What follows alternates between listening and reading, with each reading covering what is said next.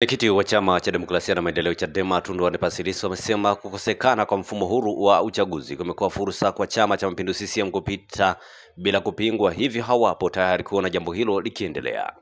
Lissu amebainisha kwamba hata kampeni za uchaguzi zimekuwa zikitumika kuwasumbua wagombea wa vyama vya upinzani, hasa wagombea wa Chadema kwa kuwekwa mahabusu bila sababu na baadaye kuachiwa. Mwenyekiti huyo amebainisha hayo Machi 28, 2025 kwenye mkutano hadhara uliofanyika wilaya ya Vwawa mkoani Songwe, ambapo amefafanua sababu za chama hicho na Watanzania kutaka kuzuia uchaguzi ujao kupitia kauli mbiu yao ya no reform no election kama hakutakuwa na mabadiliko. Uchaguzi kwenye kampeni ni kuwasumbua wagombea wa upinzani. Ukiwa mgombea wa urais, polisi wanakusumbua. Mwaka 2020 nilipigwa mabomu mara 3, Lissu alisema, na kuongeza kuwa nimezuiwa kufanya kampeni siku 10, wanakuzuia tu huenda kwa sababu wao hawafanyi kampeni na wewe wanakuzuia. Kila mahali wagombea wetu walizuiwa kufanya kampeni.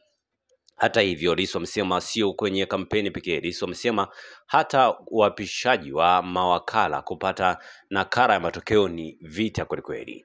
Hivyo wao hawajihitaji tena vita kwenye masuala yanayoruhusiwa kisheria kama uchaguzi. Lissu amesema mfumo wa uchaguzi unathibitiwa na rais kuanzia juu hadi chini, na rais mwenyewe ni mwenyekiti wa CCM, hivyo lazima akipendelee chama chake.